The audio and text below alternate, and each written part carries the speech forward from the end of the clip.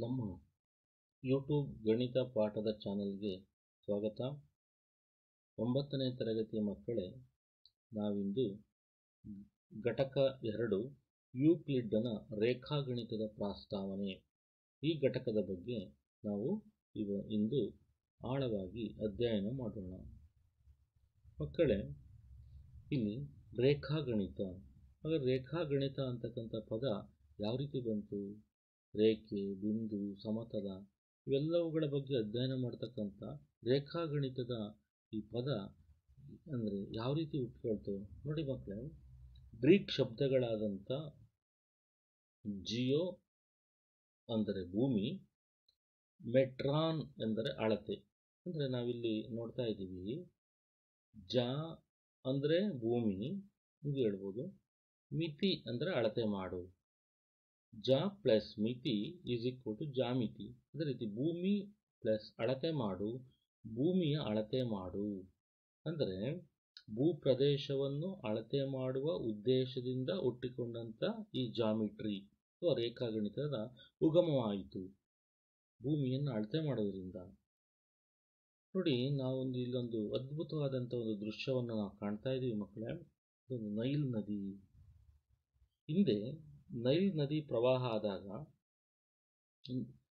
ಅಕ್ಕಪಕ್ಕದಲ್ಲಿರುವ ಹೊಲಗಳಲ್ಲಿರುವ ರೈತರು ಜಮೀನುಗಳಿಗೆ ಒಂದೇನು ಬಾರ್ಡರ್ ರೇಖೆ ಏನಿರುತ್ತಲ್ಲ, ಸೀಮಾ ರೇಖೆ ಇತ್ತಲ್ಲ, ಅದು ಕೊಚ್ಚಿ ಹೋಗ್ತಿತ್ತು. ಆ ಜಮೀನುಗಳು, ರೈತರ ಜಮೀನುಗಳ ಸೀಮಾ ರೇಖೆ ಕೊಚ್ಚಿ ಹೋಗ್ತಿತ್ತು. ಇಂತಹ ಪ್ರವಾಹದ ನಂತರ ಆ ಗಡಿಗಳು ಪುನಃ ಗುರುತಿಸಬೇಕಾಗ್ತಿತ್ತು. ಹಾಗೆ ಇದು ಯಾರ್ದು, ಇದು ಯಾರಿಗೆ ಸೇರಿದ್ದು ಅಂತಕ್ಕಂಥದ್ದೇ ಅಲ್ಲಿ ಕನ್ಫ್ಯೂಸ್ ಆಗುವ ರೀತಿ ಇತ್ತು. ಇಂತಹ ಪ್ರವಾಹದ ನಂತರ ಈ ಗಡಿಗಳನ್ನು ಪುನಃ ಗುರುತಿಸಬೇಕಾಗ್ತಿತ್ತು. ಆಗ ಈಜಿಪ್ಟಿನ ಜನರು ಈ ಉದ್ದೇಶದಿಂದ ಏನು ಮಾಡಿದ್ರು, ಸರಳವಾಗಿ ವಿಸ್ತೀರ್ಣ ಲೆಕ್ಕಾಚಾರ ಮಾಡ್ತಕ್ಕಂಥದ್ದನ್ನು ಮತ್ತು ಸರಳವಾಗಿ ವಿಸ್ತೀರ್ಣ ಲೆಕ್ಕಾಚಾರ ಮಾಡ್ತಕ್ಕಂಥದ್ದು ಮತ್ತು ರಚನೆಗಳನ್ನು ಮಾಡ್ತಕ್ಕಂಥ ಉದ್ದೇಶದಿಂದ ಅನೇಕ ತಂತ್ರಗಳನ್ನು ಅವರಿಗೆ ಒಳಿತಾ ಹೋಗ್ತು. ಅನೇಕ ನಿಯಮಗಳನ್ನು ಅವರು ಅಭಿವೃದ್ಧಿಪಡಿಸಿದರು. ಹೀಗೆ ಕಣಜಗಳನ್ನು ನಿರ್ಮಾಣ ಮಾಡಿ ರೇಖಾಗಣಿತದ ಜ್ಞಾನವನ್ನು ಉಪಯೋಗಿಸ್ತಿದ್ರು. ಅನೇಕ ಪಿರಿಮಿಡ್ಗಳನ್ನು ರಚನೆ ಮಾಡ್ತಾ ಇದ್ರು. ಇದಕ್ಕೆ ರೇಖಾಗಣಿತದ ಜ್ಞಾನವನ್ನು ಉಪಯೋಗಿಸಿ ಅವರು ಆಗಿನ ಕಾಲದಲ್ಲೇ ಅವರು ಈ ಒಂದು ಲೆಕ್ಕಾಚಾರವನ್ನು, ಸೀಮಾ ರೇಖೆಯನ್ನು ಅವರು ಕಂಡುಹಿಡಿತಾ ಇದ್ರು. ಯಾವ ರೀತಿ ತೊಂದರೆ ಆದಾಗ ನಾವು ಯಾವ ರೀತಿ ಅದಕ್ಕೆ ಉಪಾಯ ಕಂಡುಕೊಳ್ಬೇಕು ಅಂತಕ್ಕಂಥದ್ದನ್ನು ಅದು ತಲತಲಾಂತರದಿಂದನೂ ಕೂಡ ಇಲ್ಲಿ ಬಂದಿರತಕ್ಕಂಥ ವಿಚಾರವಾಗಿದೆ. ಹಾಗಾದರೆ ಮಕ್ಕಳೇ, ನಾವೀಗ ನೋಡಿ, ಇಲ್ಲಿ ಯೂಕ್ಲಿಡ್ನ ವ್ಯಾಖ್ಯೆಗಳು, ಸ್ವಯಂ ಸಿದ್ಧಗಳು ಮತ್ತು ಆಧಾರ ಪ್ರತಿಜ್ಞೆಗಳು ಇವುಗಳ ಬಗ್ಗೆ ಅಧ್ಯಯನ ಮಾಡಬೇಕು ನಾವು. ಯೂಕ್ಲಿಡ್ನು ರಚಿಸಿರ್ತಕ್ಕಂಥ ವ್ಯಾಖ್ಯೆಗಳು, ಸ್ವಯಂ ಸಿದ್ಧಾಂತಗಳು ಮತ್ತು ಆಧಾರ ಪ್ರತಿಜ್ಞೆಗಳ ಬಗ್ಗೆ ನಾವು ಯೋಚನೆಯನ್ನು ಮಾಡಬೇಕು.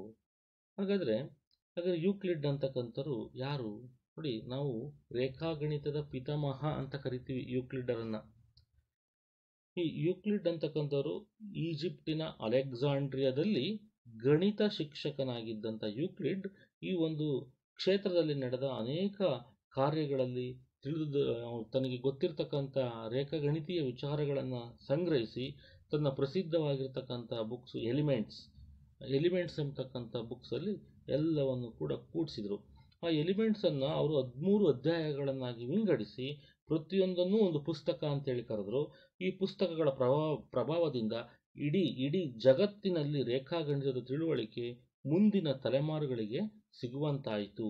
ಈ ರೀತಿಯ ಈ ಒಂದು ರೇಖಾಗಣಿತದ ಉಗಮ ಅಥವಾ ರೇಖಾಗಣಿತದ ಬೆಳವಣಿಗೆಗೆ ಕಾರಣವಾಗಿರತಕ್ಕಂಥದ್ದು ಈ ಎಲ್ಲ ಕಾರಣದಿಂದ.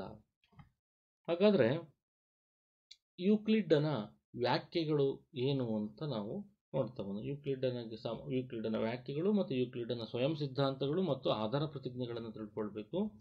ನಾವು ಯೂಕ್ಲಿಡ್ನ ವ್ಯಾಖ್ಯಾನಗಳನ್ನು ನಾವು ತಿಳ್ಕೊಳ್ಳೋದಾದರೆ ನೋಡಿ, ನಾವು ಇಲ್ಲಿ 7 ವ್ಯಾಖ್ಯಾನಗಳನ್ನು ನಾವು ತಿಳ್ಕೊಳ್ತಾ ಹೋಗ್ತೀವಿ. 1ನೇ ವ್ಯಾಖ್ಯಾನ, ಯಾವುದಕ್ಕೆ ಭಾಗವಿಲ್ಲವೋ ಅದನ್ನು ಬಿಂದು ಎಂದು ಕರೆಯುತ್ತೇವೆ.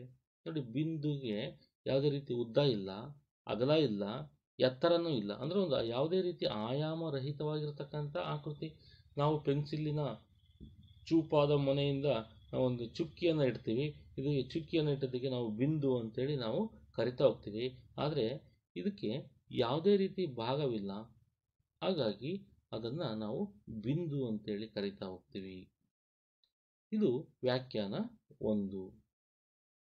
ಹಾಗಾದರೆ ನಾವು ಯೂಕ್ಲಿಡ್ನ ಎರಡನೇ ವ್ಯಾಖ್ಯಾನವನ್ನು ನೋಡೋದಾದರೆ, ಒಂದು ರೇಖೆ ಎಂದರೆ ಅಗಲರಹಿತ ಉದ್ದ.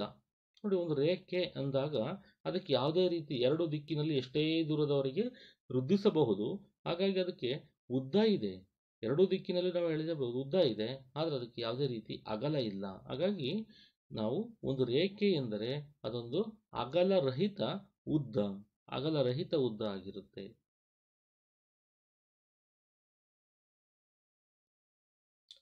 ನೋಡಿ, ಯೂಕ್ಲಿಡ್ನ ಮೂರನೇ ವ್ಯಾಖ್ಯಾನವನ್ನು ನಾವು ನೋಡುವುದಾದರೆ, ಒಂದು ರೇಖೆಯ ಅಂತ್ಯಗಳು ಬಿಂದುಗಳಾಗಿರುತ್ತವೆ. ಒಂದು ರೇಖೆಯ ಅಂತ್ಯಗಳು ಅಂದರೆ ನಾವು ಯಾವುದೇ ಒಂದು ರೇಖೆಯನ್ನು ಗುರುತು ಮಾಡೋದಕ್ಕೆ ನಾವು ಎರಡು ಬಿಂದುಗಳನ್ನು ಗುರುತು ಮಾಡ್ತೀವಿ. ಆದರೆ ಒಂದು ರೇಖೆ ಅಂತಕ್ಕಂಥದ್ದು ಅನೇಕ ಬಿಂದುಗಳ ಸಮೂಹ ಆಗಿರುತ್ತೆ. ಆದರೆ ನಮಗೆ ಇಲ್ಲಿ ಆ ಒಂದು ರೇಖೆ ಅಂತ ಗುರುತು ಮಾಡಬೇಕಾದ್ರೆ ಯಾವುದಾದ್ರೂ ಎರಡು ಬಿಂದುಗಳನ್ನು ನಾವು ಅಲ್ಲಿ ಗುರುತು ಮಾಡ್ತೀವಿ. ಹಾಗಾಗಿ ಒಂದು ರೇಖೆಯ ಅಂತ್ಯಗಳು ಅವುಗಳು ಕೂಡ ಬಿಂದುಗಳೇ ಆಗಿರ್ತವೆ. ಒಂದು ರೇಖೆ ಅಂದರೆ ಅನೇಕ ಬಿಂದುಗಳ ಸಮೂಹ, ಆದರೆ ಅವುಗಳ ಅಂತ್ಯಗಳು ಕೂಡ ಕೊನೆಗೆ ಏನಾಗಿರ್ತವೆ? ಬಿಂದುಗಳೇ ಆಗಿರ್ತವೆ. ಹಾಗಾಗಿ ಒಂದು ರೇಖೆಯ ಅಂತ್ಯಗಳು ಬಿಂದುಗಳಾಗಿರ್ತವೆ. ನೋಡಿ ಮಕ್ಕಳೇ, ವ್ಯಾಖ್ಯಾನ 4 ನಾವು ನೋಡೋದಾದ್ರೆ, ಒಂದು ಸರಳ ರೇಖೆಯು ಒಂದು ರೇಖೆಯಾಗಿದ್ದು ತನ್ನ ಮೇಲಿರುವ ಬಿಂದುಗಳನ್ನು ಸಮನಾಗಿ ಹರಡಿಕೊಂಡಿರುತ್ತದೆ. ನೋಡಿ, ಸರಳ ರೇಖೆಯು ಒಂದು ರೇಖೆಯಾಗಿದ್ದು ತನ್ನ ಬಿಂದುಗಳನ್ನು ಇದರ ಮೇಲೆ ಸಮಾನವಾಗಿ ಹರಡಿಕೊಂಡಿರುತ್ತವೆ. ನೀವು ಇಲ್ಲಿ ಒಂದು ಸರಳ ರೇಖೆಯನ್ನು ನೋಡ್ತಾ ಇದ್ದೀರಾ. ನಾವು ಅನೇಕ ಬಿಂದುಗಳನ್ನು ಈ ಸರಳ ರೇಖೆಯ ಮೇಲೆ ನೋಡಿ ನಾವಿಲ್ಲಿ ಗುರುತಿಸಬಹುದು. ಇಲ್ಲಿ ಇದು ಎಲ್ಲ ಬಿಂದುಗಳು ಕೂಡ ಸಮಾನವಾಗಿ ಈ ರೇಖೆಯ ಮೇಲೆ ಹರಡಿಕೊಂಡಿವೆ. ಅಂದರೆ ಒಂದು ಸರಳ ರೇಖೆ ಅಂತಕ್ಕಂಥದ್ದು ಅನೇಕ ಬಿಂದುಗಳ ಸಮೂಹವಾಗಿದೆ.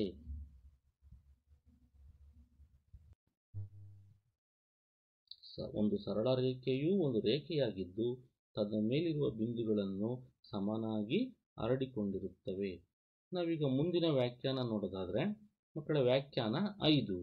ವ್ಯಾಖ್ಯಾನ ಇದರಲ್ಲಿ ನೋಡಿ, ಒಂದು ಮೇಲ್ಮೈ ಎಂದರೆ ಅದಕ್ಕೆ ಉದ್ದ ಮತ್ತು ಅಗಲ ಮಾತ್ರವಿರುತ್ತದೆ. ಒಂದು ಮೇಲ್ಮೈ ಅಂತಕ್ಕಂಥದ್ದು ಉದ್ದ ಮತ್ತು ಅಗಲ ಎರಡನ್ನು ಮಾತ್ರ ಹೊಂದಿರುತ್ತೆ. ಉದಾಹರಣೆಗೆ ಆಯತ ಒಂದು ಮೇಲ್ಮೈ ಆಕೃತಿ, ಸಮತಲ ಮೇಲ್ಮೈ ಆಕೃತಿ ಅಂದರೆ ಅದಕ್ಕೆ ಉದ್ದ ಇದೆ ಮತ್ತು ಅಗಲ ಮಾತ್ರ ಇರುತ್ತದೆ. ಇಂಥದಕ್ಕೆ ನಾವು ಮೇಲ್ಮೈ ಅಂತೇಳಿ ನಾವು ಕರಿತೀವಿ. ಹಾಗಾದರೆ ವ್ಯಾಖ್ಯಾನ 6 ನಾವು ನೋಡುವುದಾದರೆ, ಒಂದು ಮೇಲ್ಮೈನ ಬದಿಗಳು ರೇಖೆಯಾಗಿರುತ್ತವೆ. ನೋಡಿ, ನಾವಿಲ್ಲಿ ಒಂದು ಪಂಚಭುಜಾಕೃತಿ ಮತ್ತೊಂದು ಆಯತಾಕೃತಿ ಇವುಗಳನ್ನು ನಾವು ನೋಡ್ತಾ ಇದ್ದೀವಿ.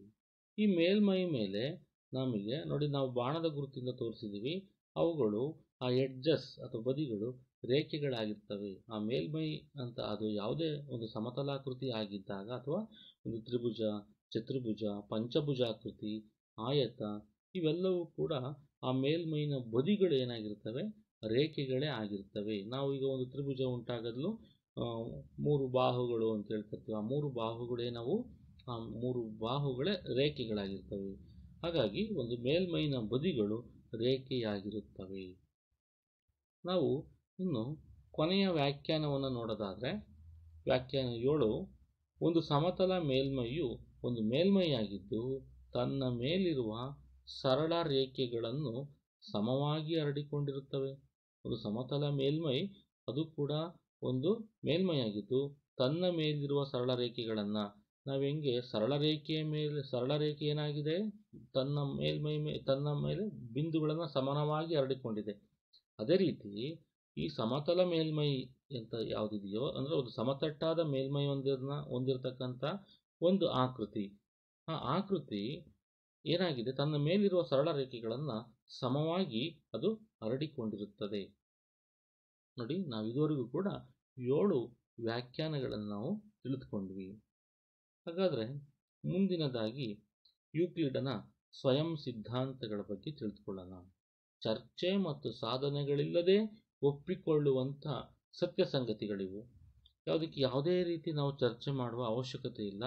ನೋಡಿ, ಹಾಗಾದ್ರೆ ಅಂತಹ ಸಿದ್ಧಾಂತಗಳನ್ನ ಉದಾಹರಣೆಗೆ ನೋಡಿ, ಇಲ್ಲಿ ಆಕ್ಸಿಮ್ ಸ್ವಯಂ ಸಿದ್ಧ ಒಂದು ವೈಜ್ಞಾನಿಕ ಹೇಳಿಕೆಯನ್ನು ತಾರ್ಕಿಕ ಸಾಧನೆ ಇಲ್ಲದೆ ಸತ್ಯವೆಂದು ಒಪ್ಪಿಕೊಳ್ಳುವ ಹೇಳಿಕೆಗಳಿಗೆ ಸ್ವಯಂ ಸಿದ್ಧ ಎಂದು ಹೆಸರು. ಮತ್ತು ವಿಜ್ಞಾನದ ಹಲವಾರು ವಿಭಾಗಗಳಲ್ಲಿ ಸ್ವಯಂ ಸಿದ್ಧಗಳನ್ನು ಅನ್ವಯಿಸಬಹುದು.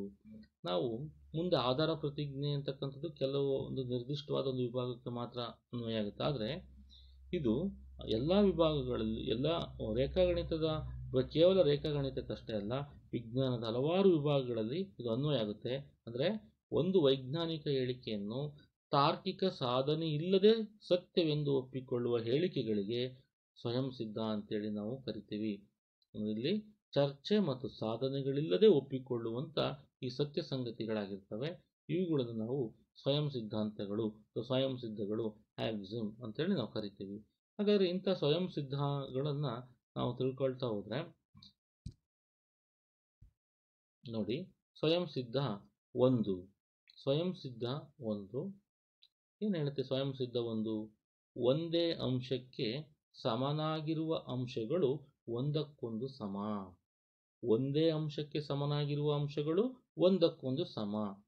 ನೋಡಿ, A is equal to B, ನಂತರ A is equal to C. ಮೊದಲನೇದು A is equal to B, ಬಿಗೆ ಸಮನಾಗಿದೆ. ಅದೇ ಎ ಏನಾಗಿದೆ, ಸಿಗೂ ಕೂಡ ಸಮನಾಗಿದೆ. ಹಾಗಾದರೆ A is equal to B, A is equal to C ಆದರೆ B is equal to C ಆಗಿರುತ್ತೆ. ಹಾಗಾದರೆ B is equal to C ಆಗಿರೋದ್ರಿಂದ ಆ ಮೂರು ಕೂಡ ಒಂದಕ್ಕೊಂದು ಸಮನಾಗಿರ್ತವೆ. A is equal to B is equal to C. ಇಲ್ಲಿ ಒಂದೇ ಅಂಶಕ್ಕೆ ಅಂದರೆ ಬಿ ಅನ್ನೋದು ಎಗೆ ಸಮನಾಗಿದೆ, ಸಿ ಅನ್ನೋದು ಕೂಡ ಎಗೆ ಸಮನಾಗಿದೆ. ಹಾಗಾಗಿ ಒಂದೇ ಅಂಶಕ್ಕೆ ಸಮನಾಗಿರುವ ಅಂಶಗಳನ್ನು ನಾವಲ್ಲಿ ಸಮನಾಗಿರೋದ್ರಿಂದ ಎ ಅನ್ನು ಬಿಟ್ಟು ನೋಡಿ B is equal to C ಆಗುತ್ತೆ. ಅಂದರೆ ಮೂರು ಕೂಡ ಒಂದಕ್ಕೊಂದು ಸಮನಾಗಿದ್ದಾವೆ. ಹಾಗಾಗಿ ಒಂದೇ ಅಂಶಕ್ಕೆ ಸಮನಾಗಿರುವ ಅಂಶಗಳು ಒಂದಕ್ಕೊಂದು ಸಮ. ನೋಡಿ, ನಾವೀಗ ಸ್ವಯಂ ಸಿದ್ಧಾಂತ ಒಂದರನ್ನು ತಿಳಿದುಕೊಂಡ್ವಿ. ಸ್ವಯಂ ಸಿದ್ಧ ಎರಡು ನಾವು ಏನನ್ನ ಹೇಳ್ಬೋದು ನೋಡಿ, ಚರ್ಚೆ ಮತ್ತು ಸಾಧನೆಗಳಿಲ್ಲದೆ ಒಪ್ಪಿಕೊಳ್ಳುವಂಥ ಸತ್ಯ ಸಂಗತಿಗಳು. ಸ್ವಯಂ ಸಿದ್ಧ ಎರಡು ಏನು ಹೇಳುತ್ತೆ? ಸಮನಾಗಿರುವ ಅಂಶಗಳನ್ನು ಕೂಡಿಸಿದಾಗ ಉಂಟಾಗುವ ಮೊತ್ತಗಳು ಸಮನಾಗಿರುತ್ತದೆ. ಸಮನಾಗಿರುವ ಅಂಶಗಳನ್ನು ಕೂಡಿಸಿದಾಗ ಉಂಟಾಗುವ ಮೊತ್ತಗಳು ಕೂಡ ಸಮನಾಗಿರುತ್ತೆ. ಮಕ್ಕಳೇ, ನಾವಿಲ್ಲಿ ಒಂದು ವೃತ್ತದ ಚಿತ್ರವನ್ನು ನೋಡ್ತಾ ಇದ್ದೀವಿ. ಮೊದಲನೇ ಭಾಗದಲ್ಲಿ ಆ ವೃತ್ತದಲ್ಲಿ ಒಂದು ಕಾಲು ಭಾಗ ವೃತ್ತ ಅಲ್ಲಿ ನಮಗೆ ಕಾಣಿಸ್ತಾ ಇಲ್ಲ.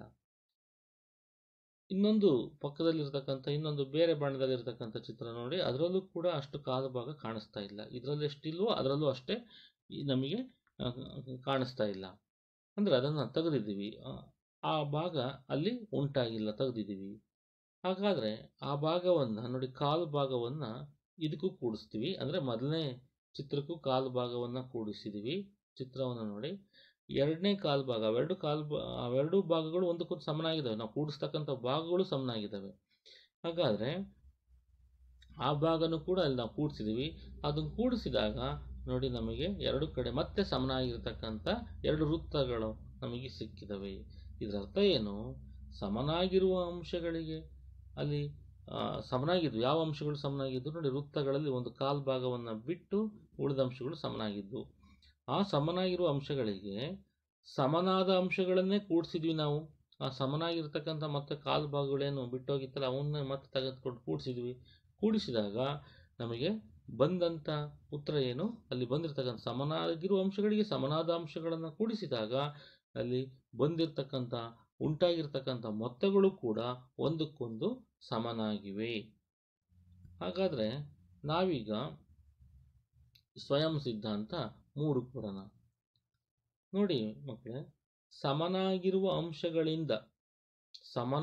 ಅಂಶಗಳನ್ನು ಕಳೆದಾಗ ಉಂಟಾಗುವ ಉಳಿದ ಭಾಗಗಳೂ ಸಮನಾಗಿರುತ್ತವೆ.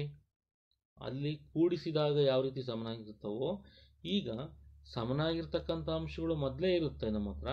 ಆ ಸಮನಾಗಿರುವ ಅಂಶಗಳಿಂದ ಮತ್ತೆ ನಾವು ಸಮನಾಗಿರುವ ಅಂಶಗಳನ್ನೇ ಕಳೆಯುತ್ತೇವೆ. ಆಗ ಕಳೆದಾಗ ನಾವು ಅದು ತೆಗೆದಾಗ ಉಳ್ಕೊಂಡಿರ್ತಾವಲ್ಲ ಭಾಗಗಳು ಕೊನೆಗೆ, ಆ ಭಾಗಗಳು ಕೂಡ ಸಮನಾಗಿದ್ದಾವೆ. ನೋಡಿ ಇಲ್ಲಿ ಚಿತ್ರವನ್ನು ಗಮನಿಸಿ, ಉದಾಹರಣೆಯನ್ನು ಗಮನಿಸಿ. ಇಲ್ಲಿ ಒಂದು ಆಯತಾಕೃತಿಯಲ್ಲಿ ಒಂದು ಸ್ವಲ್ಪ ಭಾಗವನ್ನು ನಾವು ಇಲ್ಲಿ ನೋಡಿ ಒಂದು ಪಟ್ಟಿಯನ್ನು ಗೆರೆಯನ್ನು ಎಳೆದು ಅಷ್ಟಕ್ಕೆ ಕತ್ತರಿಸಿದ್ದೀವಿ, ತೆಗೆದಿದ್ದೀವಿ ಅಂತ ತಿಳ್ಕೊಳ್ಳಿ. ಹಾಗಾದರೆ ಈ ಕಡೆ ಎರಡನೇ ಚಿತ್ರದಲ್ಲೂ ಕೂಡ ಅದನ್ನೇ ತೆಗೆದಿದ್ದೀವಿ.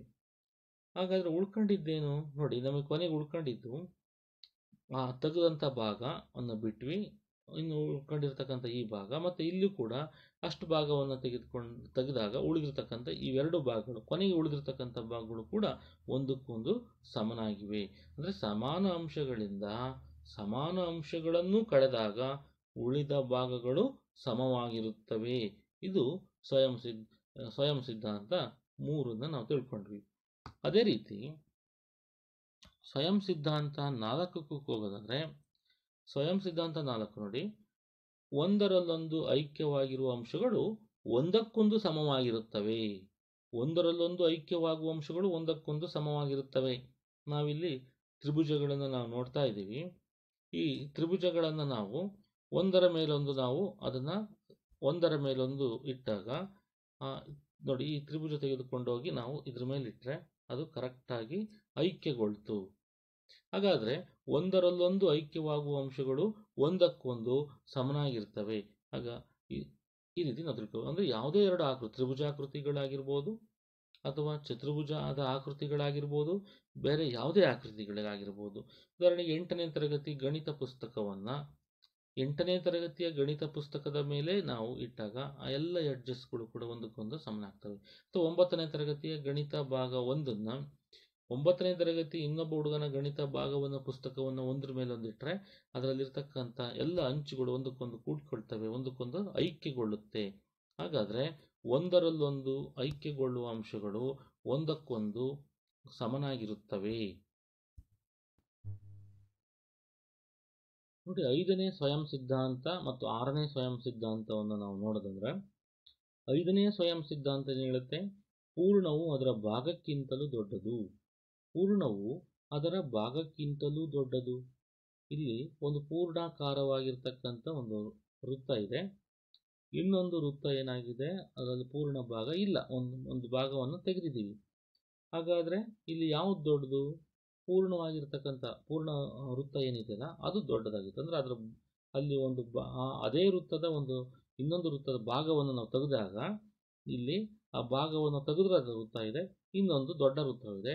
ಹಾಗಾದರೆ ಇಲ್ಲಿ ಪೂರ್ಣವಾಗಿರ್ತಕ್ಕಂಥ ವೃತ್ತ ಅದರದೇ ಆದಂಥ ಇನ್ನೊಂದು ಭಾಗ ಏನಿದೆಯಲ್ಲ ಅದಕ್ಕಿಂತಲೂ ಕೂಡ ದೊಡ್ಡದಾಗಿರುತ್ತದೆ. ನೋಡಿ, ಎ ಮತ್ತು ಬಿ ಎರಡು ಬಿಂದುಗಳು, ಸರಳ ರೇಖೆಯ ಮೇಲಿನ ಬಿಂದುಗಳು. ಒಂದು ಒಂದು ಎ ಬಿ ಒಂದು ರೇಖೆಯ ಮೇಲಿನ ಇರುವ ಎರಡು ಬಿಂದುಗಳು. ಹಾಗಾದರೆ ಈ ಬಿಂದುವಿನಲ್ಲಿ ಪಿ ಅಂತಕ್ಕಂಥದ್ದು ಒಂದು ಎ ಬಿಯ ಒಳಭಾಗದಲ್ಲಿರ್ತಕ್ಕಂಥ ಪಿ ಅಂತಕ್ಕಂಥ ಒಂದು ಬಿಂದು. ಎ ಬಿ ಒಂದು ರೇಖೆ. ಈ ಎ ಬಿ ಅಂತಕ್ಕಂಥ ಒಂದು ರೇಖಾಖಂಡದಲ್ಲಿ, ಒಂದು ಬಾಹುವಿನಲ್ಲಿ ಎ ಪಿ ಅಂತಕ್ಕಂಥದ್ದು ಪಿ ಅಂತಕ್ಕಂಥದ್ದು ಅದರ ಒಳಗಿನ ಬಿಂದು. ಆದರೆ ಎ ಇಂದ ಇಲ್ಲಿ ತನಕನೂ ಕೂಡ ನಾವು ಒಂದು 10 ಸೆಂಟಿಮೀಟರ್ ಇದೆ ಅಂದ್ಕೊಳ್ಳೋಣ. ಎ ಇಂದ ಬಿ ವರೆಗೆ ಒಂದು 10 ಸೆಂಟಿಮೀಟರ್ ಇದೆ. ಹಾಗಾದರೆ ಎ ಇಂದ ಬಿ ವರೆಗೆ 10 ಸೆಂಟಿಮೀಟರ್ ಇದೆ. ಎ ಪಿ ಅಂತಕ್ಕಂಥದ್ದು ಒಂದು 4 ಸೆಂಟಿಮೀಟರ್ ಇದೆ ಅಂತ ಅಂದ್ಕೊಳ್ಳೋಣ. ಹಾಗಾದರೆ ಎ ಬಿ ಅಂತಕ್ಕಂಥದ್ದು ಒಂದು ಪೂರ್ಣ ಆದರೆ ಇಲ್ಲಿ ಎ ಬಿ ಪೂರ್ಣವಾಗಿರ್ತಕ್ಕಂಥ ಭಾಗ, ಎ ಪಿ ಅದರ ಭಾಗ. ಎ ಪಿ ಅಂತಕ್ಕಂಥದ್ದು ಎ ಬಿಯ ಭಾಗ. ಹಾಗಾಗಿ ಎ ಬಿಯು ಎ ಪಿಗಿಂತ ಏನಾಗಿರುತ್ತೆ, ದೊಡ್ಡದಾಗಿರುತ್ತದೆ. ಹಾಗಾಗಿ ಎ ಬಿ ಅನ್ನೋದೇನು ಪೂರ್ಣ ಭಾಗ, ಎ ಪಿ ಅನ್ನೋದೇನು ಅದರ ಭಾಗ. ಹಾಗಾಗಿ ಪೂರ್ಣವು ಅದರ ಭಾಗಕ್ಕಿಂತಲೂ ದೊಡ್ಡದಾಗಿರುತ್ತದೆ ಎಂಬುದನ್ನು ನಾವು ಇದರ ಮುಖಾಂತರ ಕೂಡ ನಾವು ತಿಳಿದುಕೊಳ್ಳಬಹುದು. ಮಕ್ಕಳೇ, ನಾವೀಗ ಮತ್ತೊಮ್ಮೆ ಆ ಅಂಶವನ್ನು ಗಮನಿಸುವುದಾದರೆ, ಪೂರ್ಣವು ಅದರ ಭಾಗಕ್ಕಿಂತಲೂ ದೊಡ್ಡದು ಎಂಬುದನ್ನು, ಎ ಬಿಯು ಒಂದು ಪೂರ್ಣವಾಗಿತ್ತು, A B is equal to 10 centimetre. ಇಲ್ಲಿ ಪಿ ಯು ಎ ಬಿಯ ಮೇಲಿನ ಒಂದು ಬಿಂದು, A P is equal to 6 centimetre. ನಾವು 4 ಸೆಂಟಿಮೀಟರ್ ಅಂತ ತೆಗೆದುಕೊಂಡ್ವಿ, ಅಥವಾ 6 ಸೆಂಟಿಮೀಟರ್ ಅಂತಲೂ ಕೂಡ ನಾವು ತೆಗೆದುಕೊಂಡ್ರೆ, ಪಿ ಯು ಎ ಬಿಯ ಭಾಗವಾಗಿದೆ ಹಾಗೂ ಪಿ ಯು ಎ ಬಿಯ ಒಳಗಡೆ ಇರುವುದರಿಂದ ಇಲ್ಲಿ ಪೂರ್ಣವು ಅದರ ಭಾಗಕ್ಕಿಂತ ದೊಡ್ಡದು ಆಗಿರುತ್ತದೆ. ಇದು ಸಾರ್ವತ್ರಿಕ ಸತ್ಯವಾಗಿದೆ. ಇದಕ್ಕೆ ನಾವು ಈ ಸತ್ಯವನ್ನು ಚರ್ಚೆ ಮತ್ತು ಸಾಧನೆಗಳಿಲ್ಲದೆ ಒಪ್ಪಿಕೊಳ್ಳುವಂಥ ಒಂದು ಸತ್ಯ ಸಂಗತಿಯಾಗಿದೆ.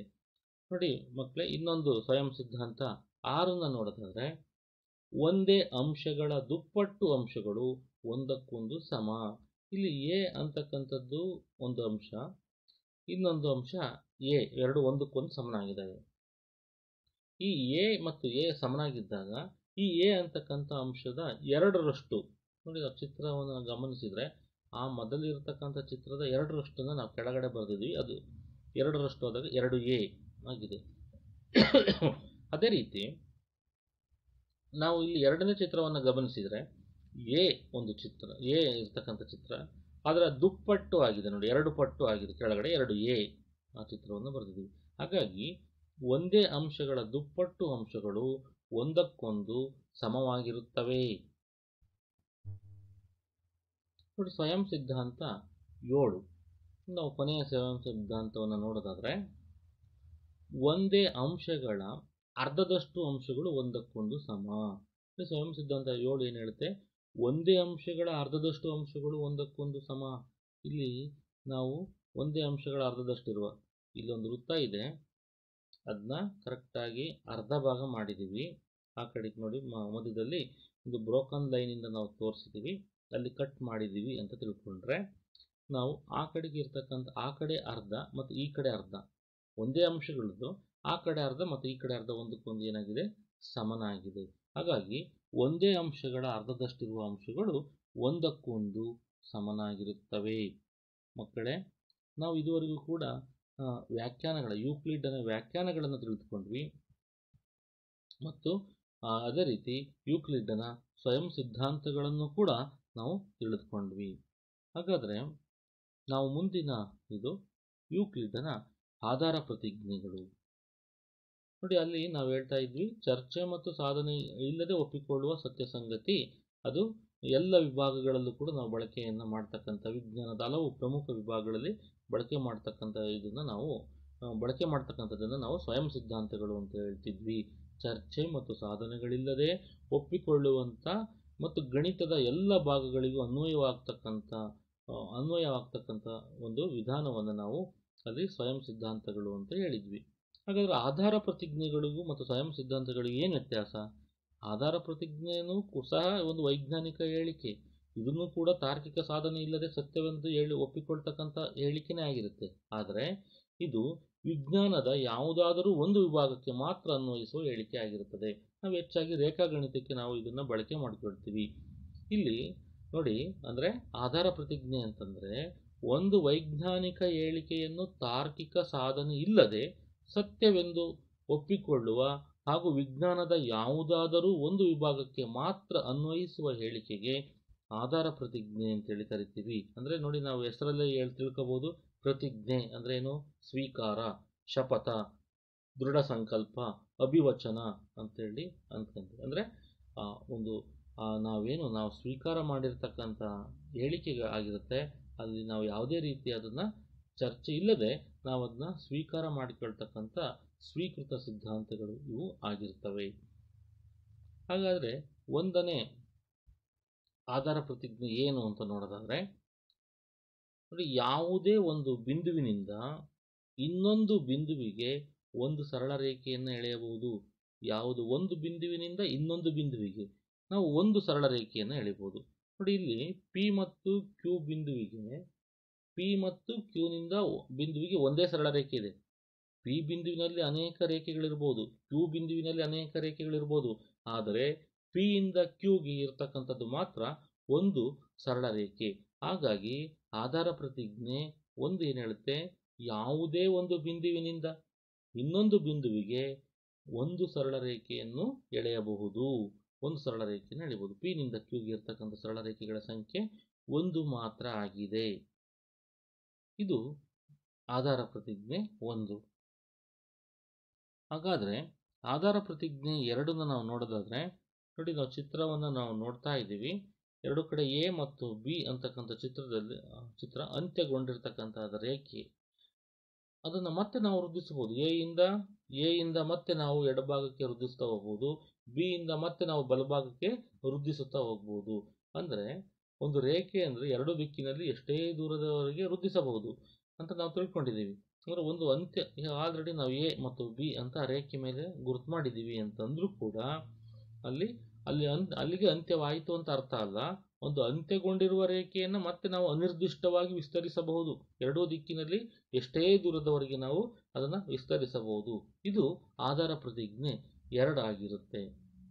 ಹಾಗಾದರೆ ಆಧಾರ ಪ್ರತಿಜ್ಞೆ 3ನ್ನು ನಾವು ನೋಡೋದಾದ್ರೆ,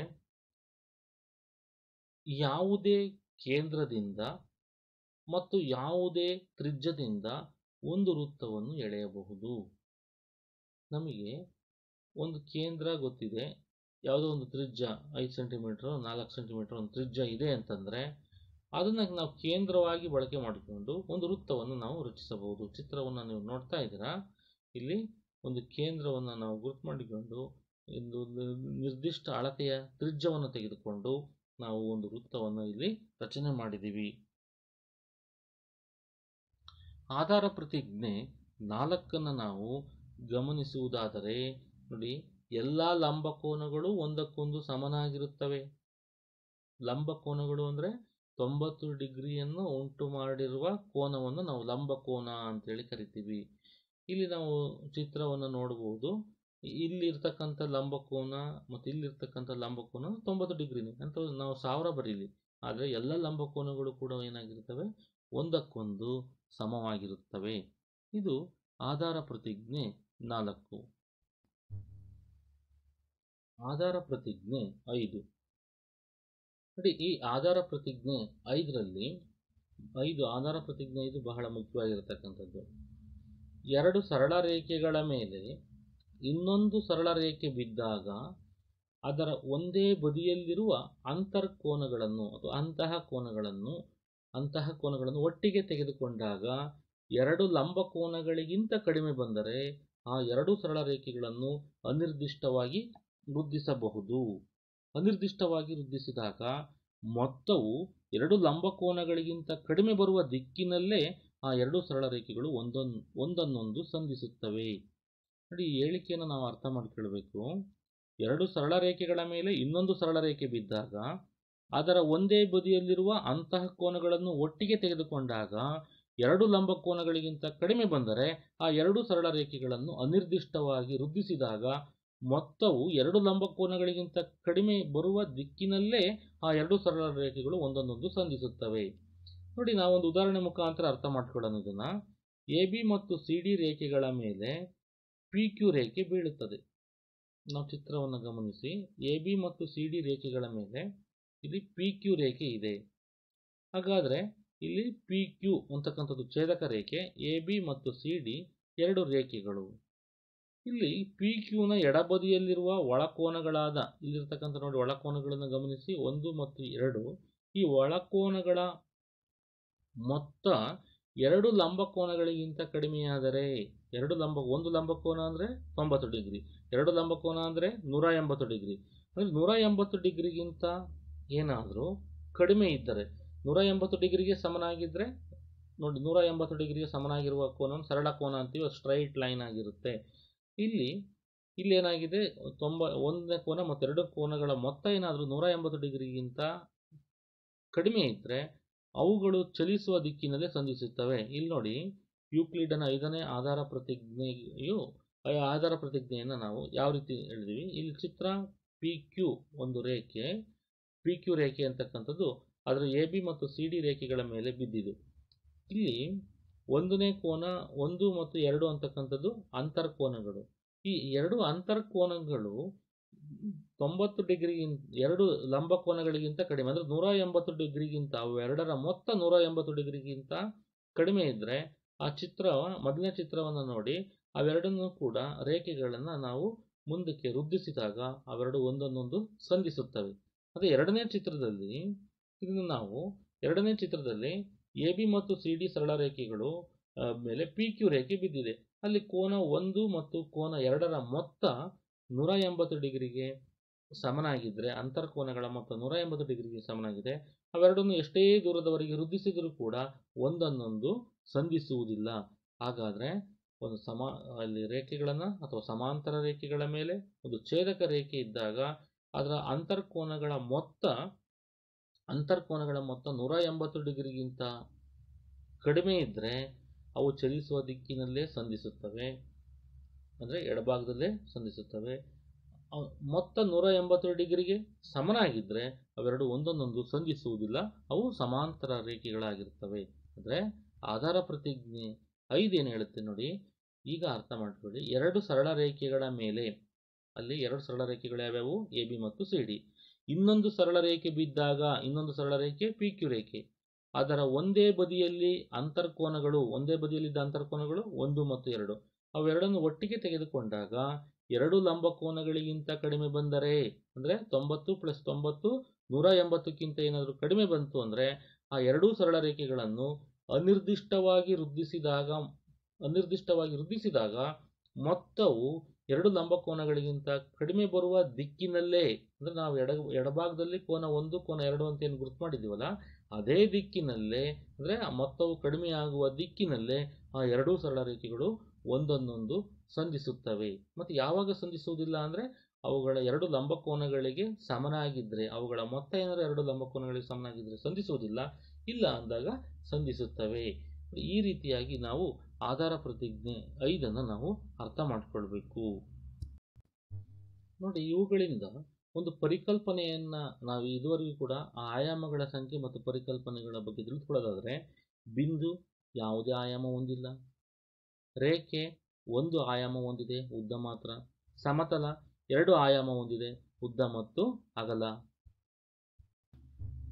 ನೋಡಿ, ನಾವು ಇದುವರೆಗೂ ತಿಳಿದುಕೊಂಡ ಅಂಶಗಳ ಆಧಾರದ ಮೇಲೆ ನಿಮ್ಮ ಪಠ್ಯಪುಸ್ತಕದಲ್ಲಿ ಕೊಟ್ಟಿರ್ತಕ್ಕಂಥ ಎರಡು ಅಭ್ಯಾಸಗಳು, ಅಭ್ಯಾಸ 2.1 ಮತ್ತು ಅಭ್ಯಾಸ 2.2ರಲ್ಲಿ ಕೆಲವು ಪ್ರಶ್ನೆಗಳನ್ನು ನಾವು ಉತ್ತರಿಸೋದಕ್ಕೆ ಪ್ರಯತ್ನ ಪಡೋಣ.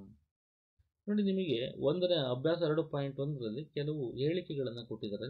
ಅದರಲ್ಲಿ ಯಾವುದು ಸತ್ಯ ಯಾವುದು ಸುಳ್ಳು ಎಂಬುದನ್ನು ನಾವು ಕಾರಣ ಸಹಿತ ತಿಳಿಸಬೇಕು. ಒಂದು ಬಿಂದುವಿನ ಮೂಲಕ ಒಂದೇ ಒಂದು ಸರಳ ರೇಖೆ ಹಾದು ಹೋಗಬಹುದು ಅಂತ ಕೊಟ್ಟಿದ್ದಾರೆ. ನೋಡಿ, ಯೋಚನೆ ಮಾಡಿ, ಒಂದು ಬಿಂದುವಿನ ಮೂಲಕ ಒಂದೇ ಒಂದು ಸರಳ ರೇಖೆ ಹಾದು ಹೋಗಬಹುದು. ಇಲ್ಲಿ ಹೇಳಿರ್ತಕ್ಕಂಥ ಅಂಶವನ್ನು ಗಮನಿಸಿದರೆ ಇದು ತಪ್ಪು ಅಂತ ಅನಿಸುತ್ತೆ. ಯಾಕೆಂದರೆ ಒಂದು ಬಿಂದುವಿನ ಮೂಲಕ ನಾವು ಅನೇಕ ಸರಳ ರೇಖೆಗಳನ್ನು ಎಳಿಬಹುದು. ನೋಡಿ, ಇಲ್ಲಿ ನೀವು ನೋಡ್ತಾ ಇದ್ದೀರಾ, ಒಂದು ಬಿಂದುವಿನ ಮೂಲಕ ನಾವು ಏನು ಮಾಡಿದ್ದೀವಿ, ಅನಂತ ಸರಳ ರೇಖೆ, ಒಂದು ಬಿಂದುವಿನ ಮೂಲಕ ಹಾದು ಹೋಗುವಂತೆ ಅನೇಕ ಸರಳ ರೇಖೆಗಳನ್ನು ಎಳೆಯಬಹುದು. ಅನೇಕ ಸರಳ ರೇಖೆಗಳನ್ನು ನಾವು ಎಳೆಯಬಹುದು. ಚಿತ್ರವನ್ನು ಗಮನಿಸಿ. ಆ ಕಾರಣದಿಂದ ಈ ಕೊಟ್ಟಿರ್ತಕ್ಕಂಥ ಹೇಳಿಕೆ ಒಂದು ಬಿಂದುವಿನ ಮೂಲಕ ಒಂದೇ ಒಂದು ಸರಳ ರೇಖೆ ಅಲ್ಲ, ಅನೇಕ ಸರಳ ರೇಖೆಗಳನ್ನು ಎಳೆಯಬಹುದು ಅಂತಕ್ಕಂಥ ಮಾತು ಸತ್ಯವಾಗಿರುತ್ತೆ. ಹಾಗಾದರೆ ಎರಡನೇ ಪ್ರಶ್ನೆ ನೋಡಿ, ಎರಡು ಪ್ರತ್ಯೇಕ ಬಿಂದುಗಳ ಮೂಲಕ ಅಪರಿಮಿತ ರೇಖೆಗಳು ಹಾದು ಹೋಗುತ್ತವೆ. ಎರಡು ಪ್ರತ್ಯೇಕ ಬಿಂದುಗಳ ಮೂಲಕ ಅಪರಿಮಿತ ರೇಖೆಗಳು ಹಾದು ಹೋಗುತ್ತವೆ. ಈ ಹೇಳಿಕೆ ತಪ್ಪು. ಯಾಕೆಂದ್ರೆ ನೋಡಿ, ಇಲ್ಲಿ ಪಿ ಮತ್ತು ಕ್ಯೂ ಎರಡು ಬಿಂದುಗಳಿವೆ. ಈ ಬಿಂದುಗಳ ಮೂಲಕ ನಮಗೆ ಹಾದು ಹೋಗ್ತಕ್ಕಂಥ ರೇಖೆ ಒಂದು ಮಾತ್ರ.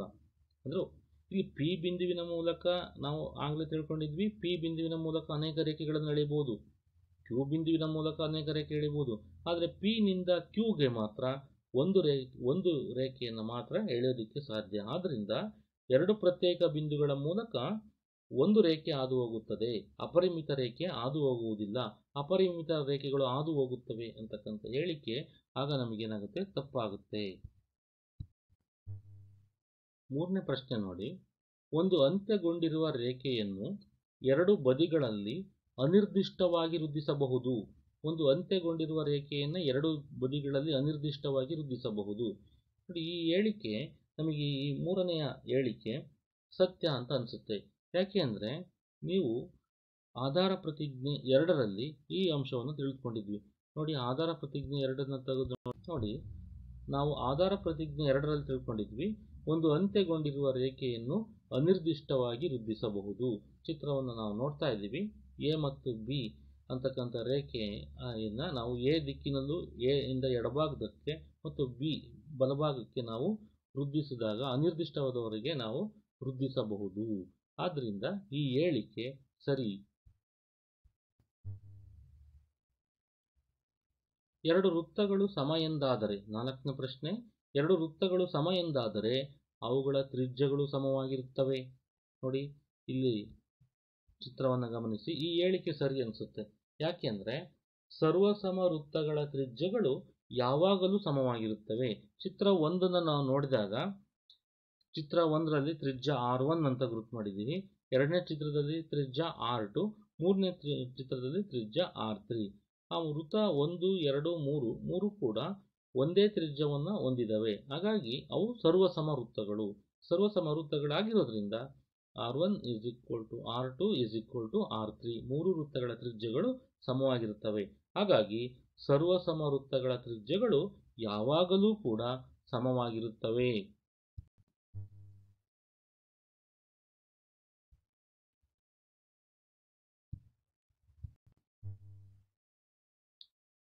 ಕೊಟ್ಟಿರ್ತಕ್ಕಂಥ ಚಿತ್ರದಲ್ಲಿ AB PQ ಮತ್ತು PQ XY ಆ ರೇಖೆಗಳನ್ನು ಗಮನಿಸಿದಾಗ AB ರೇಖೆ PQ ರೇಖೆಯಷ್ಟೇ ಅಳತೆ ಹೊಂದಿದೆ.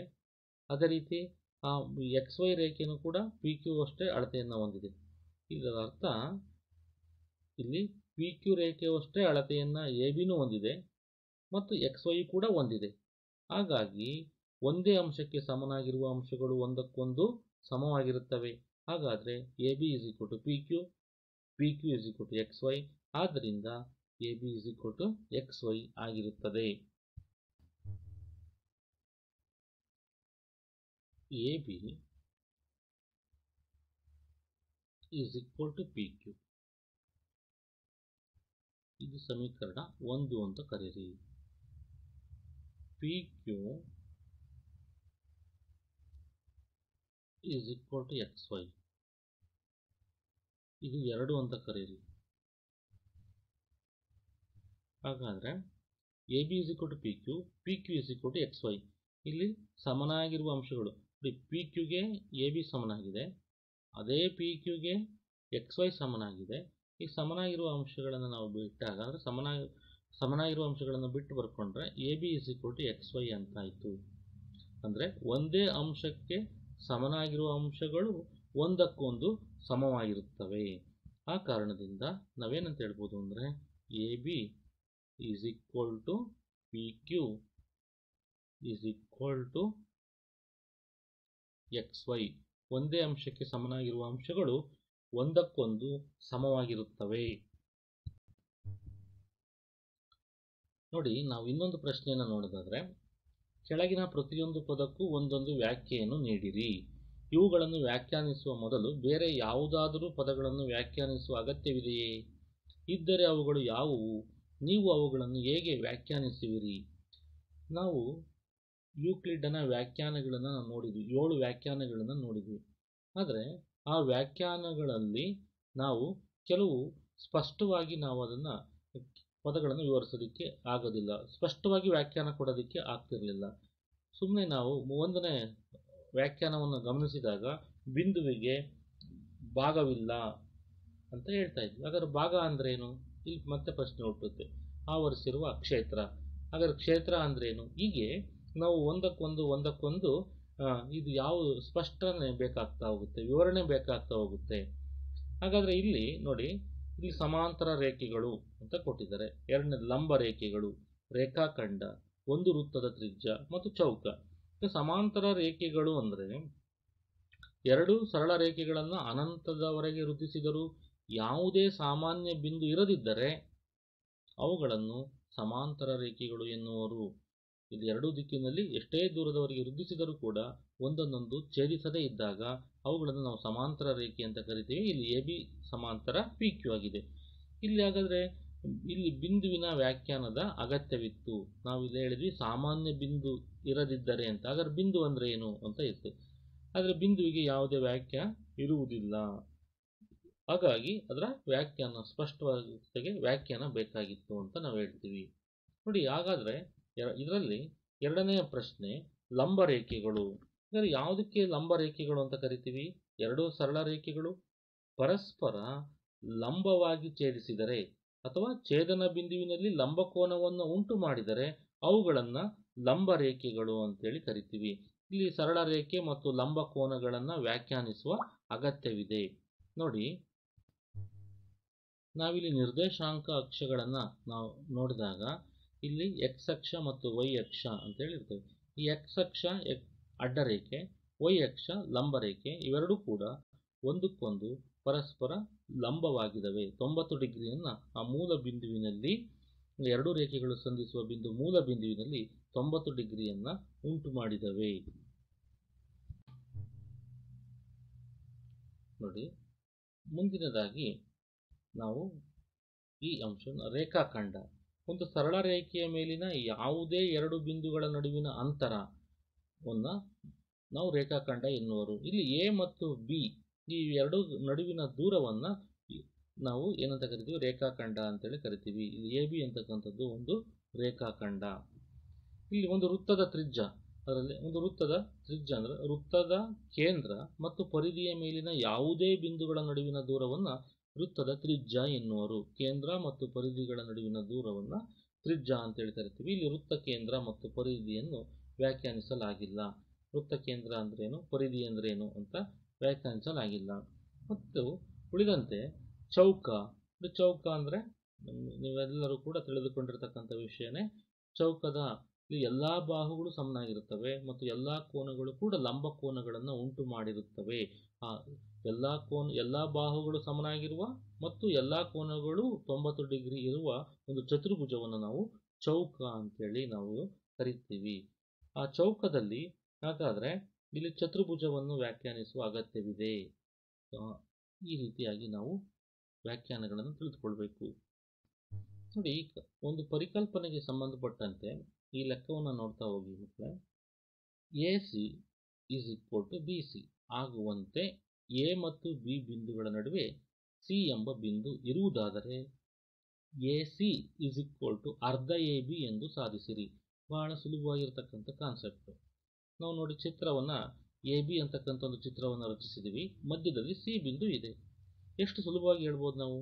ಎ ಬಿ ಮಧ್ಯದಲ್ಲಿ ಸಿ ಇರೋದ್ರಿಂದ ಎ ಸಿ ಎಷ್ಟಿರುತ್ತೋ ಸಿ ಬಿನೂ ಕೂಡ ಅಷ್ಟೇ ಇರುತ್ತೆ. ಇಲ್ಲಿ ಎ ಬಿ ಒಂದು ರೇಖೆ, ಸಿ ಎ ಬಿಯ ನಡುವಿನ ಒಂದು ಬಿಂದು. ಹಾಗಾದರೆ A C is equal to B C ಆಗಿರುತ್ತೆ. ಆ ಕಾರಣದಿಂದ ನಾವು ಎ ಬಿಯನ್ನು ಏನಂತ ಬರೀಬೋದು? ಎ ಬಿ ಅಂದರೆ A C plus B C. A C ಅಂತಕ್ಕಂಥ ಒಂದು ತುಂಡನ್ನು ಬಿ ಸಿ ಅಂತಕ್ಕಂಥ ಮತ್ತೊಂದು ತುಂಡಕ್ಕೆ ನಾವು ಸೇರಿಸಿದಾಗ ನಮಗೆ ಎ ಬಿ ಬರುತ್ತಲ್ವಾ? ಹಾಗಾದರೆ A B is equal to A C plus B C ಇರೋ ಹತ್ರ ನಾವು ಎ ಸಿ ಅಂತಲೇ ಹಾಕ್ಬೋದು. ಯಾಕೆ? ಅವೆರಡು ಅಳತೆಗಳು ಒಂದಕ್ಕೊಂದು ಸಮನಾಗಿದೆ. A C is equal to B C ಆಗಿದೆ. ಹಾಗಾಗಿ A B is equal to ಒಂದು ಎ ಸಿ ಪ್ಲಸ್ ಒಂದು ಎ ಸಿ ಕೂಡಿಸಿದ್ರೆ 2 ಎ ಸಿ ಆಗುತ್ತೆ. A B is equal to 2 A C ಆದರೆ ನಮಗೆ ಬೇಕಾಗಿರ್ತಕ್ಕಂಥ A C is equal to, ಅಲ್ಲಿ ನೋಡಿ ಗುಣಿಸು 2 ಏನಿದೆಯಲ್ಲ, 2 ಗುಣಿಸು ಎ ಸಿ ಇದೆಯಲ್ಲ, ಆ ಗುಣಿಸು 2 ಈ ಕಡೆ ಬಂದರೆ ಭಾಗಿಸು ಆಗುತ್ತೆ. ಹಾಗಾಗಿ ಎ ಬಿ ಭಾಗಿಸು 2 ಅಂತ ಆಗುತ್ತೆ. ಅಥವಾ ನಾವು ಅದನ್ನ 1/2 ಇಂಟು ಎ ಬಿ. ಆದ್ದರಿಂದ A C is equal to ಅರ್ಧ ಎ ಬಿ ಅಂತ ಆಗುತ್ತೆ. ನೋಡಿ ಮಕ್ಕಳೇ, ಇನ್ನೊಂದು ಪ್ರಶ್ನೆಯನ್ನು ಗಮನಿಸಿ. ನಾವು ಮೇಲಿನ ಪ್ರಶ್ನೆಯಲ್ಲಿ 4ನೇ ಪ್ರಶ್ನೆ ನೋಡಿದ್ವಲ್ವ, ಅದರಲ್ಲಿ ಏನಂತಿತ್ತು? ಸಿ ಬಿಂದು, ಆ ಪ್ರಶ್ನೆ ಪ್ರಕಾರ ಆ ಪ್ರಶ್ನೆಯಲ್ಲಿ ಸಿ ಬಿಂದುವನ್ನು ನಾವು ರೇಖಾಖಂಡ ಎ ಬಿಯ ಮಧ್ಯ ಬಿಂದು ಎನ್ನುತ್ತೇವೆ. ಹೌದಾ? ಅಲ್ಲಿ ಎ ಮತ್ತು ಬಿಗಳ ನಡುವೆ ಸಿ ಬಿಂದು ಇತ್ತು. ಹಾಗಾಗಿ ಅದು ಸಿ ಅಂತಕ್ಕಂಥದ್ದು ಮಧ್ಯ ಬಿಂದು, ಎ ಬಿ ರೇಖಾಖಂಡದ ಮಧ್ಯ ಬಿಂದು ಅಂತ ಕರಿತೀವಿ. ಪ್ರತಿಯೊಂದು ರೇಖಾಖಂಡಕ್ಕೂ ಒಂದು ಮತ್ತು ಒಂದೇ ಒಂದು ಮಧ್ಯ ಬಿಂದು ಇರುತ್ತದೆ ಎಂದು ಸಾಧಿಸಿ. ಅದು ಯಾವುದೇ ಒಂದು ರೇಖಾಖಂಡ ಆದರೂ ಕೂಡ ಅದಕ್ಕೆ ಮಧ್ಯ ಬಿಂದು ಇರೋದು ಮಾತ್ರ ಒಂದೇ. ಯಾಕೆಂದರೆ ಎ ಬಿ ಒಂದು ರೇಖೆ, ಸಿ ಎ ಬಿಯ ಮಧ್ಯ ಬಿಂದು, ಆಗ A C is equal to B C ಆಗಿರುತ್ತೆ. ನಾವು ಆಗಲೇ ನಾವು ಆ ರೀತಿ ಇದ್ದಾಗ ಏನಾಗಿರುತ್ತೆ ಅಂತ ಪ್ರೂವ್ ಮಾಡಿದ್ವಿ. A C is equal to ಅರ್ಧ ಎ ಬಿ ಆಗಿರುತ್ತೆ. ನಾವಿಲ್ಲಿ ಇನ್ನೊಂದು ರೇಖೆಯನ್ನು ನೋಡಿ, ಎ ಬಿ ಒಂದು ರೇಖೆ, ಡಿ ಯು ಎ ಬಿಯ ನಡುವಿನ ಇನ್ನೊಂದು ಮಧ್ಯ ಬಿಂದು ಅಂತ ತಿಳ್ಕೊಳ್ಳಿ. ಆಗ ಒಂದು ಪಕ್ಷ ನಾವು ಆ ರೀತಿ ತಿಳ್ಕೊಂಡ್ರೆ A D is equal to B D ಅಂತ ಆಗುತ್ತೆ. A D is equal to ಅವಾಗ ಏನಾಗುತ್ತೆ? ಅರ್ಧ ಎ ಬಿ ಅಂತ ಆಗುತ್ತೆ. ಹಾಗಾದರೆ ಒಂದನೇ ಅಂಶ 2ನೇ ಅಂಶ ನೋಡಿದರೆ ಒಂದೇ ಅಂಶಕ್ಕೆ ಸಮನಾಗಿರುವ ಅಂಶಗಳು ಒಂದಕ್ಕೊಂದು ಸಮವಾಗಿರುತ್ತವೆ ಅಂತೇಳಿ ಸ್ವಯಂ ಸಿದ್ಧಾಂತ ಒಂದನ್ನು ಅನ್ವಯ ಮಾಡಿದರೆ A C is equal to A D ಅಂತಾಯಿತು. ಇದು ಸಿ ಎ ಸಿ ಇಲ್ಲಿ ಇದು ಸಿ ಮತ್ತು ಡಿಗಳು ಒಂದೇ ಬಿಂದುವಾಗಿದ್ದರೆ ಮಾತ್ರ ಸಾಧ್ಯ. ಸಿ ಮತ್ತು ಡಿ ಬೇರೆ ಬೇರೆ ಆಗಿದ್ದರೆ ಸಾಧ್ಯವಿಲ್ಲ. ಸಿ ಮತ್ತು ಡಿ ಒಂದೇ ಬಿಂದುವಾಗಿದ್ದರೆ ಮಾತ್ರ ಸಾಧ್ಯ. ಆದ್ದರಿಂದ ಪ್ರತಿಯೊಂದು ರೇಖಾಖಂಡಕ್ಕೂ ಒಂದು ಮತ್ತು ಒಂದೇ ಒಂದು ಮಧ್ಯಬಿಂದು ಇರುತ್ತದೆ. ಮಕ್ಕಳೇ, ಇನ್ನೊಂದು ಮುಖ್ಯವಾಗಿರತಕ್ಕಂಥ ಒಂದು ಅಂಶವನ್ನು ತಿಳಿದುಕೊಳ್ಬೇಕು. ಈಗಾಗಲೇ ಸ್ವೀಕೃತವಾಗಿರುವ ಸ್ವಯಂ ಸಿದ್ಧವನ್ನು ಅಥವಾ ಸಾಧಿತವಾಗಿರುವ ಹೇಳಿಕೆಗಳನ್ನು ಪ್ರತಿರೋಧಿಸುವಂತಹ ವಿರೋಧ ಮಾಡತಕ್ಕಂಥ ಯಾವುದೇ ಹೇಳಿಕೆಯನ್ನು ನಾವು ನಿರೂಪಿಸುವುದಕ್ಕೆ ಸಾಧ್ಯವಾಗದಿದ್ದಲ್ಲಿ ಅಂತಹ ಸ್ವಯಂ ಸಿದ್ಧಾಂತಗಳ ಪದ್ಧತಿಯನ್ನು ಸುಸ್ಥಿರ ಪದ್ಧತಿ ಎನ್ನುತ್ತೇವೆ. ಅದನ್ನು ಪ್ರತಿರೋಧಿಸುವಂಥ ಯಾವುದೇ ಹೇಳಿಕೆಯನ್ನು ನಿರೂಪಿಸುವುದಕ್ಕೆ ಯಾರ ಕೈಯಿಂದನೂ ಆಗಲಿಲ್ಲ ಅಂದರೆ ಅವುಗಳು ಸುಸ್ಥಿರ ಸ್ವಯಂ ಸಿದ್ಧಾಂತಗಳು ಅಂತೇಳಿ ನಾವು ಕರೆಯಬಹುದು. ಓಕೆ ಮಕ್ಕಳೇ, ನಾವು ಯೂಕ್ಲಿಡ್ಡನ ರೇಖಾಗಣಿತದ ಪ್ರಸ್ತಾವನೆಯಲ್ಲಿ ನಾವು ಇದುವರೆಗೂ ಕೂಡ ಸ್ವಯಂ ಸಿದ್ಧಾಂತಗಳನ್ನು, ಅದಕ್ಕಿಂತ ಮುಂಚೆ 7 ವ್ಯಾಖ್ಯಾನಗಳನ್ನು ತಿಳ್ಕೊಂಡ್ವಿ. ಯೂಕ್ಲಿಡ್ಡನ 7 ವ್ಯಾಖ್ಯಾನಗಳನ್ನು ತಿಳ್ಕೊಂಡ್ವಿ, 7 ಸ್ವಯಂ ಸಿದ್ಧಾಂತಗಳನ್ನು ತಿಳಿದುಕೊಂಡ್ವಿ, ಹಾಗೂ ನಾವು 5 ಸ್ವೀಕೃತ ಸಿದ್ಧಾಂತಗಳನ್ನು ತಿಳಿದುಕೊಂಡ್ವಿ. ಅವುಗಳ ಕೆಲವು ಅನ್ವಯಗಳನ್ನು ನಾವು ತಿಳಿದುಕೊಂಡ್ವಿ. ಆದ್ದರಿಂದ ಈ ಎಲ್ಲ ಅಂಶಗಳನ್ನು ಕೂಡ ನೀವು ಚೆನ್ನಾಗಿ ಅರ್ಥ ಮಾಡಿಕೊಳ್ಳಿ ಮಕ್ಕಳೇ ಅಂತ ಹೇಳ್ತಾ ನಾನು ಈ ದಿನದ ಪಾಠವನ್ನು ನಾವು ಮುಗಿಸ್ತಾ ಇದ್ದೀವಿ. ಚೆನ್ನಾಗಿ ಅರ್ಥ ಮಾಡಿಕೊಳ್ಳಿ ಮಕ್ಕಳೇ. ಎಲ್ಲರಿಗೂ ಕೂಡ ಧನ್ಯವಾದಗಳು.